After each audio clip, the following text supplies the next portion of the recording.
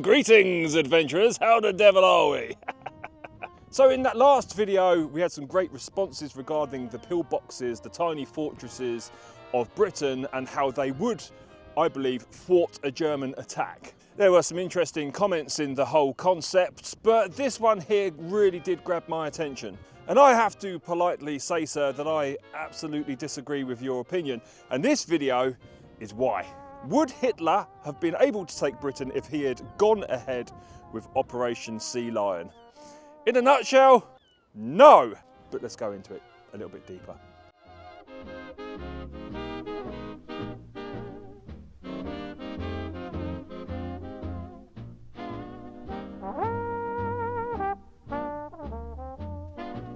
Bestow, my friends, the English Channel, a mere 20 miles of water separating us, Britain, from the mainland.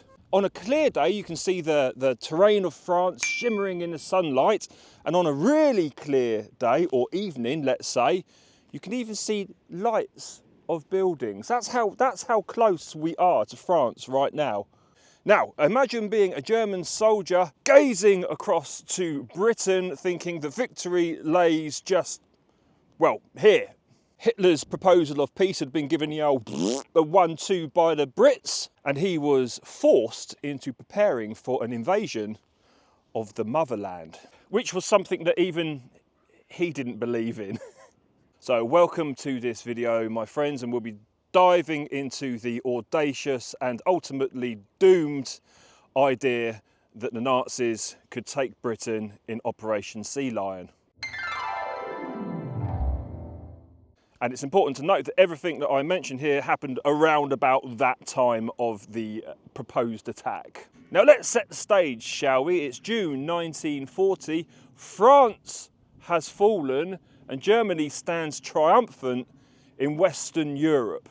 However, Britain remains defiant. Hitler's armies have swept across mainland Europe, but now he faces a monumental task. The British Isles hadn't been invaded since 1066, and the Royal Navy, which at this particular time was the biggest in the world, was prepared to defend its shores. Ah, damn you, soul!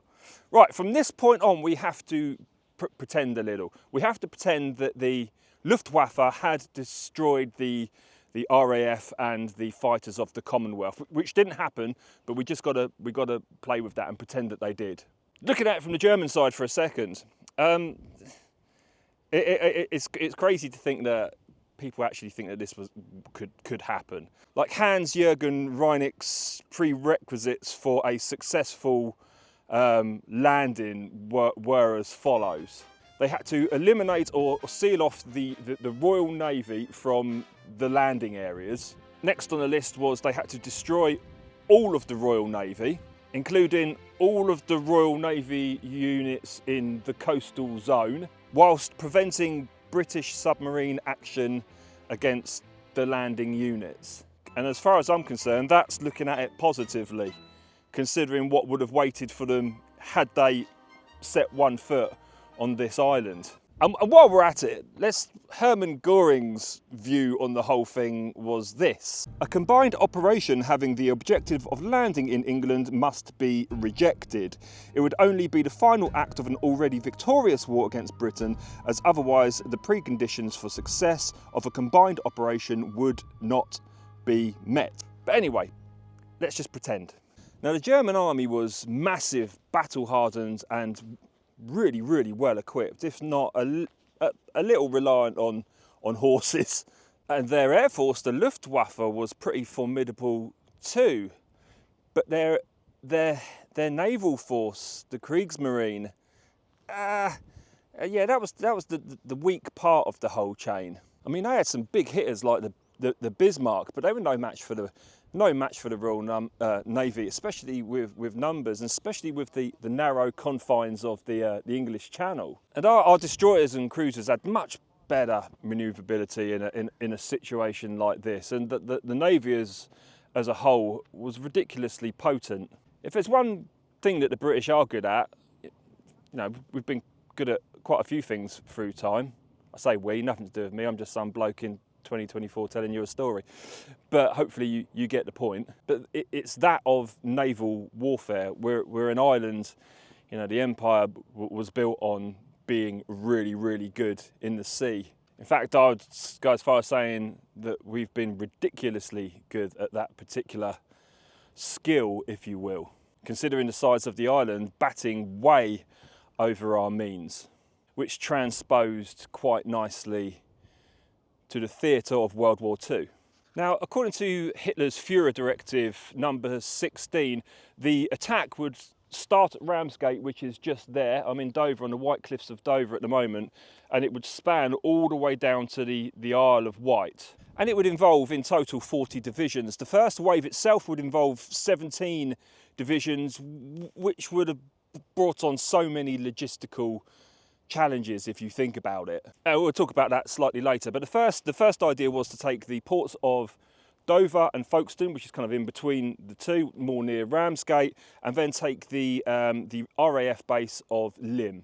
Securing a port was critical. They had to have a place to bring in all of their supplies. Don't forget that Britain, we've got everything here, right? You're attacking us, so you've got to bring what you need to us. That's troops, munitions, food, whatever. That's got to come here, so you need a port to be able to land that. And for this, they even built their own versions of the Mulberry Harbours. I don't know if you know what the Mulberry Harbours are. Basically, they're just heavy landing bridges, cool things. But yeah, even if they had them, the amount of obstacles that they would have to traverse, including the Navy, including the 28,000 pillboxes and everybody that was ready. Again, we'll talk about that a little bit later. I'm just gonna digress here slightly because I just had this funny thought in my mind, and it's that of the British Islands. I mean, personally, I think that if they had Operation Sealion, if one person had set foot on the British Isles, they would have come to England first, of course. I think that's when the Americans would have got involved in the war, rather than nearly 2 years later. I think that would have been enough for the Americans. They wouldn't want the Germans to have Britain as a stronghold, if you will. But one thing that really does make me giggle is just do you know how angry these islands can get? I mean, have you ever met the Scots, the Irish, the Welsh, the English, and through time and warfare, how absolutely, I mean, it wouldn't be the situation in France. You just wander in there and like, oh yeah, no worries, here's some wine and some cheese, and no, I'm paraphrasing that. It was the French government, the French people, different, but it wouldn't have been like that here. We've been really good at war for a really long time. We can get really upset. I mean, we can get upset with each other. You know, I liken Britain to a house full of old, cantankerous, moody people who've got to live together. Ethel's farted again. John needs to put the dinner on. Someone stick a fire, and they're stuck in this house together. Ultimately, deep down, they love each other. All right? They absolutely adore each other, but they won't say that. They won't say that. You know, oh God, they pee me off and that. But you watch in that house, right, as a window ajar, a man with a balaclava tries to sneak through that window. You watch those. You watch that umbrella nation, which is Great Britain, the United Kingdom, Wales, England, Scotland, Northern Ireland, and I think we can probably include Ireland in this because they would have. I think that the Germans would have taken them as well. So let's just include all of them. Someone with a balaclava has snuck through the window. You watch them work with each other quite quickly. I mean, Ethel's walking stick is going straight up his jacksie. That's the least of his problems. I kind of liken it to, I think it would have been a situation like the Vietcong. I think the Vietnam, what the Americans had to put up with, I think it would have been like that. But anyway, that just digress. That just come into my mind. And to kind of deal with all of our tanks that we would have had here, the Germans come up with some new inventions to deal with that particular problem, like their Schwimmpanzer 2 and the Torschpanzer. And the former was a floating Panzer tank, floating with buoyancy aids, basically. Torschpanzer, Panzer 3, could literally just go on the bottom of the seabed at a certain point, not the really deep stuff, but could go on the bottom of the seabed. And they had 250 of these both prepared, but the English Channel, it's not that simple to traverse. Whilst you've got the Navy and the submarines and everything else having a go at you, that's a nice idea. So let's just pretend that the Germans did succeed and London falls and Hitler sets up his base in Blenheim Palace. Yes, the childhood home of Winston Churchill. That's what he wanted anyway. People say it's Dover Castle for his headquarters, but we don't really have any evidence around that. They wanted Nelson's column, which looks over Trafalgar Square. They were going to dismantle Nelson's column and take it back to Berlin and stick it up there. And then, I mean, what else? They would have taken everything, all of the art and stuff that were wood-nicked from other people over the years. You know, but alas, no, Hitler, your art heist was not to manifest. In fact, we went as far as hiding all of those treasures. I mean, that's going to be a whole video if anybody's interested.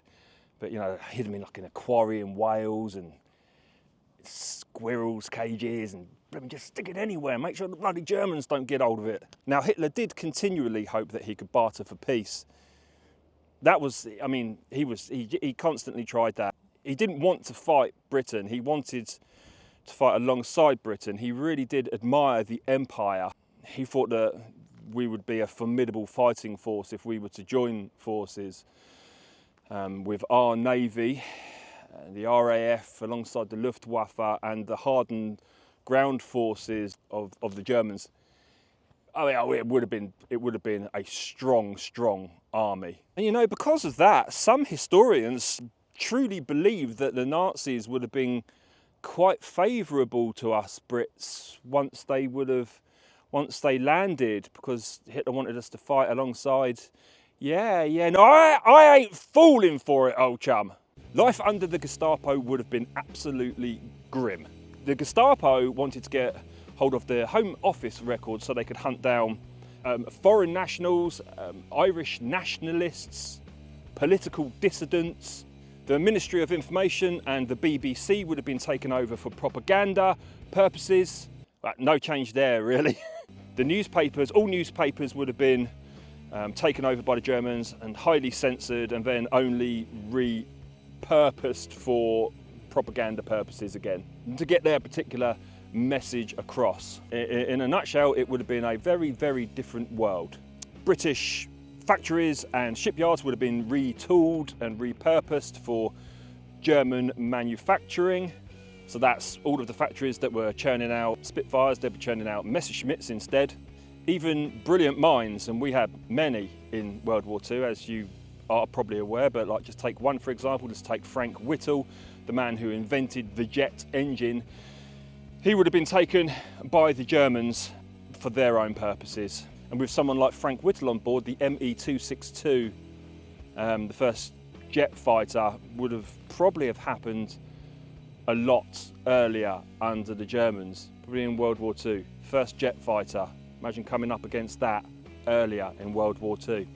That would have been terrifying. Now, why didn't Operation Sealion happen, other than it being a really stupid idea? Well, for a number of reasons. The Germans didn't beat the Brits in the Battle of Britain, and just the superiority of the Royal Navy in the English Channel. They weren't getting past that. And a big reason for that is that the Kriegsmarine had been absolutely battered in Norway. They'd lost over half of their fleet and their force. So they would have come into Operation Sealion absolutely limping. They wouldn't have stood a chance. Hey, you might be thinking, well, why didn't they just take the French fleet? Because they took France, right? So take the French fleet. And I believe that the French fleet was the third biggest or second biggest in the world at the time. It was quite a substantial fleet. But the Brits had preempted that idea, and we destroyed the majority of them in Operation Catapult, just so our German friends couldn't get their hands on that lot. I mean, they didn't even have landing craft. They had to take river barges and recommission them and turn them into landing craft just 2 months before Operation Sealion was proposed to happen. And whatever landing craft did manage to get close to these shores would have just been obliterated by destroyers. So on 17th of September 1940, Hitler just said, like, let's don't bother with that. That's a really bad idea. I wish someone had told me. And that changed the tide of World War II.